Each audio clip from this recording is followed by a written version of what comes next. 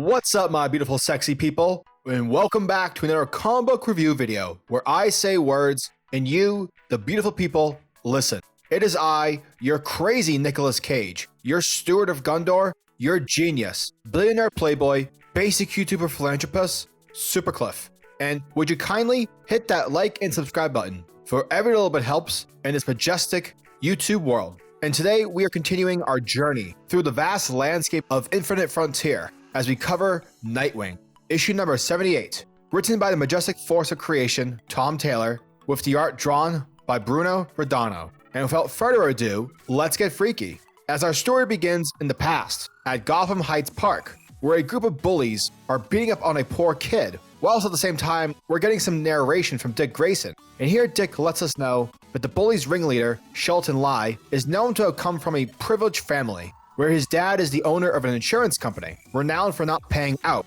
Therefore, the people who paid for a safety net would suddenly get it taken away for whenever Shelton's dad needed it. So the idea that Shelton never needed to worry about the consequences of his actions gave him the incentive to pound on those less fortunate. Now, although a young Barbara Gordon is attempting to halt Shelton from beating up on this kid, the attempt is futile, until Dick Grayson shows up, confronting the bullies. Shelton then begins to make fun of Dick, telling him that he knows who he is, claiming that he caught the last act of the Flying Graysons, cementing further insult by saying that the Flying Graysons proved in the end that they couldn't fly. Dick, however, responds to class, telling Shelton to just walk away and leave the kid alone. Shelton attempts to punch Dick, but sadly for Shelton, he wasn't anticipating that someone a foot shorter than him could surprise him. And that's what Dick, the boy wonder, successfully does, by butt-heading the bully in the face. Now, once the fight erupts, the cops pull up to assess the situation. And though Shelton claims that his father owns the police, Barbara's father is the freaking commissioner. So, suck it. Afterwards, Commissioner Gordon, along with Barbara, drive Dick home, aka Wayne Manor. And after saying goodbye to Barbara, whilst anticipating that Bruce will react angrily, rather Bruce isn't home, and Gordon is instead greeted by Alfred. Once Alfred is finished talking with Gordon, comes back inside and sees Dick washing the dishes. Alfred reminds Dick that the dishes are his responsibility. However, Dick just wants to help out. Alfred then congratulates Dick on being a good person by standing up against 3 bullies in order to help someone in need. Whereas Master Bruce might think that one should only be a hero when wearing a costume, Alfred is proud of the fact that Dick was willing to be a hero purely because someone needed help and that he didn't need a costume to do it. Fast forward to the present, following the events of Dark Knight's death metal and Joker War, Dick Grayson is back, patrolling the cruel streets of Bludhaven, using acrobatic efficiency, as the one and only Nightwing. That's my epic voice, by the way. And down in the city streets, a small dog is running away from a group of abusive thugs. And man, these guys are dicks. I mean, who kicks a dog for fun? Honestly. But fear not, dog, because Nightwing is back, and he is absolutely not a fan of animal cruelty. And so bada bing, bada boom, bada bing, bing, boom. Nightwing successfully kicks all their butts. And wow, look at this amazing art. It's magnificent! Once the thugs run away, Nightwing takes care of the scared dog, making sure that she's okay. And though Dick is bitten in the process, Nightwing clearly understands that the dog is extremely scared, and thereby probably isn't totally down to trust an adult male in a superhero costume, to which of course Nightwing also understands. Therefore, the two take off as they head towards the vet.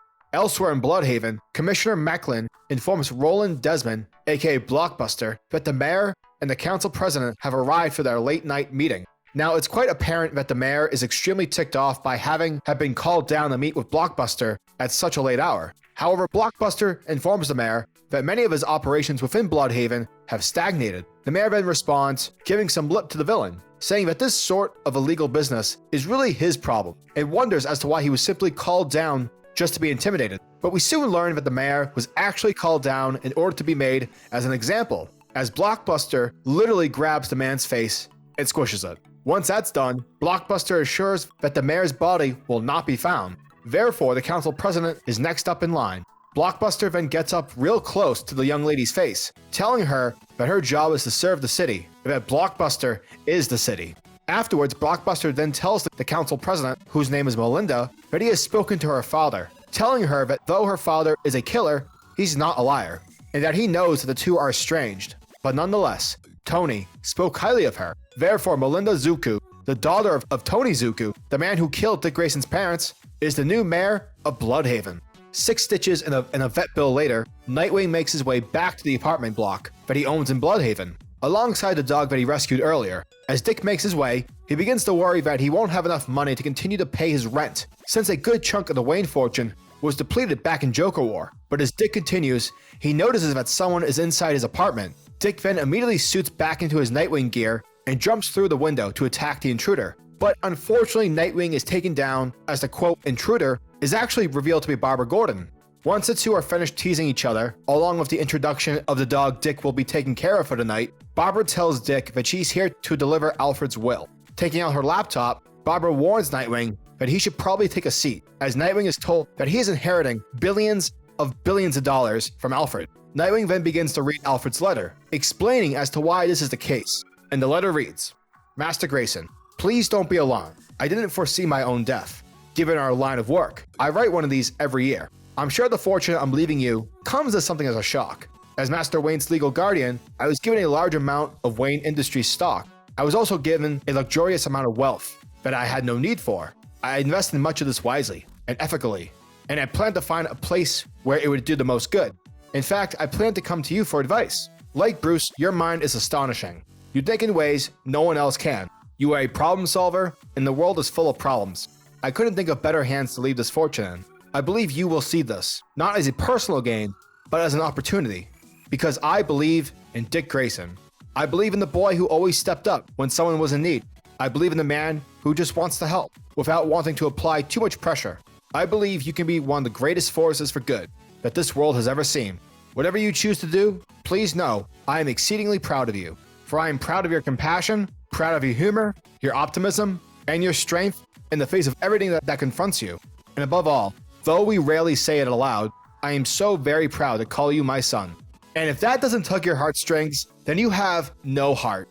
However, we can't end this issue entirely on a happy note. Nope. Because elsewhere in Upper Bludhaven, Melinda Zucco returns back to her apartment and is greeted by a woman who has been waiting for Melinda's return. Melinda tells this woman that she is now the mayor of Bludhaven, and therefore she now has to prepare to go up against Dick Grayson, with the issue ending with Melinda Zucco staring off against a flying Grayson poster with Dick's image circled, aka targeted. Nightwing issue number 78 was a fantastic start for a new chapter of Dick Grayson's Nightwing. This issue felt like a homecoming of sorts, as it's been a solid couple of years since we've had ourselves a proper Nightwing story. DC having attempted a weird experimentation on the beloved character throughout the years, resulting in Dick having gone through a weird Rick Grayson phase, only to then return briefly as Nightwing, but just for a minute, till KG Beast went full-on boom headshot, causing Dick and losing his memories, becoming the infamous Rick Grayson once more, then around the time of Joker War, earning that sweet new Dickie Boy status, like fuck off. Like, no. Such an unnecessary trail of events. I digress. But yeah, with this book returning Nightwing back to his proper roots, fighting off bad guys in the city of Bludhaven, a warm, smooth feeling really got to me whilst reading. Therefore, for the first time in a long time, I truly felt like I was reading a Nightwing story. And damn, what a great feeling that was. Now, when it comes to the story itself, I'm excited to see how Dick handles the large sums of inheritance money that he got from Alfred's will. By the way, props to this book's creative team for delivering such a well-done emotional scene. Good job. I'm curious to see what happens with Dick's relationship with Batgirl/Oracle, as I'm truly rooting the possibility that as the story begins to play out, both Dick and Barbara start getting romantic again. Because gosh darn it, these two belong together. But luckily it seems that Tom Taylor is already planting the seeds for that to happen. So here's hoping. The art in this book is also extremely welcoming, adding that flavor of freshness for new and old readers to jump in. And shout out to Adriano Lucas's colors, because they are tight. Keep up the great work, dude. Don't stop, won't stop. Overall, Nightwing issue number 78 was a fantastic issue, and I literally cannot wait for issue number 79. Nightwing issue 78 gets a lovely 10 out of 10. Giggity goo.